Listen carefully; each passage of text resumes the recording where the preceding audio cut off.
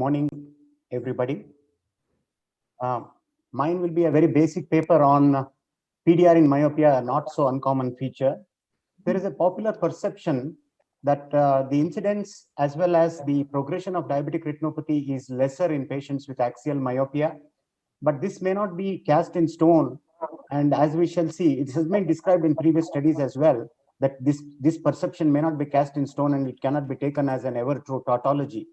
So the idea was to study patients, 10 patients who presented to us with suspected diabetic nephropathy were referred for us with 7 men and 3 women, 65 to 78 years age group, and they had diabetes of varying durations, 22 years. They were referred for assessment of diabetic retinopathy severity to correlate a probable cause of nephropathy, and a detailed ophthalmic examination was done in all the patients. Noted a myopic fundus background in all patients, notably peripapillary disc changes and macular chorioretinal atrophy in 3 patients, but none had any posterior staphyloma. Small discs were noted in 3 patients and a tilted disc in 1 patient. I made a note of the severity on clinical examination and wrote a letter to the nephrologist who insisted that an FFA be done because he wanted to correlate with the nephropathy that this patient had. So this index case was what prompted us to examine these patients more seriously with fluorescein angiography incorporated. So to our surprise, we found that proliferative diabetic retinopathy in the form of either NVD or NVV was seen in nearly 80% of these 10 patients, and extensive capillary dropout areas was seen in 2 patients, and an asymmetric diabetic retinopathy in 2, depending on the anisomyopia that these patients had. I'll just be showing the photographs of these patients, the typical peripapillary disc changes and the fluorescein angiography showing new vessels. Another patient, bilaterally myopic patient, showing capillary dropout and new vessels as well. That was not evident clinically at all. These are the post-PRP pictures of the same patient. This was another patient who had frank NVD in the right eye despite being myopic, but the left eye also had multiple new vessels elsewhere. NVE, the post-laser pictures of this patient. This was a patient who I referred to as having a small disc despite being myopic, and he too showed new vessels in both the eyes. This was a patient with bilateral myopia and severe NPDR who had extensive capillary non-perfusion but no definite new vessels. A third patient with small discs who had new vessels in the right eye, asymmetric diabetic changes. The left eye did not show any new vessels in this patient. This was again another patient with myopia. We can see the straightening of the vessels on fluorescein angiography, typically seen in high myopes, showing new vessels in the upper temporal quadrant. More pictures of the same in another lady who presented with myopia with proliferative diabetic retinopathy that could not be really pinpointed to on clinical examination alone, but it was uncovered on fluorescein angiography. This was the patient with the tilted disc and frank neovascularization nasally. So myopia is thought to provide some degree of insurance against development of diabetic retinopathy by virtue of various factors listed therein. It is thought that the very production of VEGF itself is very low in these patients due to the degeneration in the outer retina, and also the VEGF that is produced, and because in these patients with a large eyeball volume gets diluted. These are some of the hypotheses that are put forward in these patients, and therefore it forestalls the severe forms of diabetic retinopathy, as has been evidenced by various studies.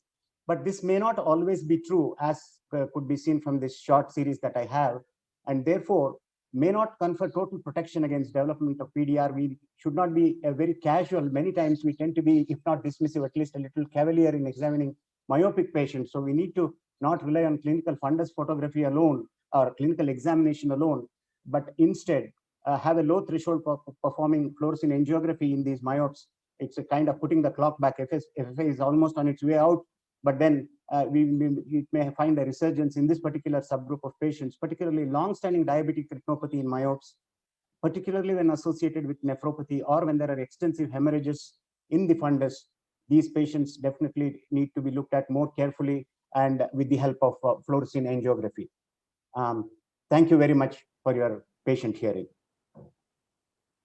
Excellent observation, Dr. Kumar, and definitely does suggest that why in high myopia it's so important to do fluoresceint angiography, particularly to rule out proliferative diabetic retinopathy changes. Wonderful.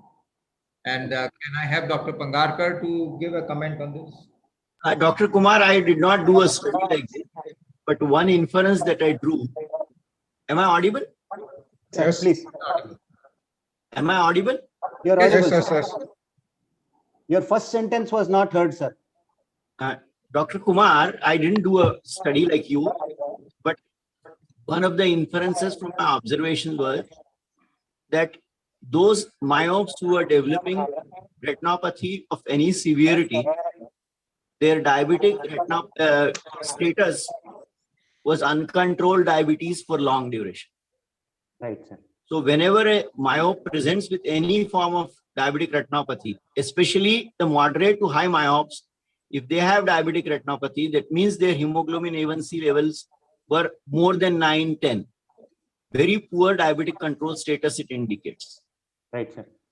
So this issue of Difficult. whether PDR would develop in myopes is not resolved with several studies that are available. So good quality OCTs and even incorporation of wide angle fluorescein angiography, etc., may throw more light in future.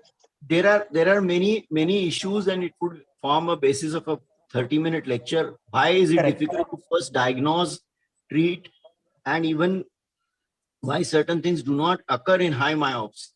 Correct. First of some of those factors you have mentioned, like the choroidal thinning itself is an important thing which will help prevent Right. severity of PDR, isn't it? Yes, sir. Because the retinal perfusion would be better. In fact, that is the basis of our laser photocoagulation, isn't it? So one of those things, and the VEGF concentration in large eyes will also be an important. Thank you, sir. Kumar sir, What about what was the myopia power, average power myopia? How much is the power? In these groups of patients, it varied between -2 to -10, sir. Okay. The average was around 4.75. Okay. Okay. what Good. about the carotid ultrasound in these patients? No, I did. Did you get the carotid ultrasound? I Okay. did not do carotid ultrasound because most of them, there was no patient with diabetes.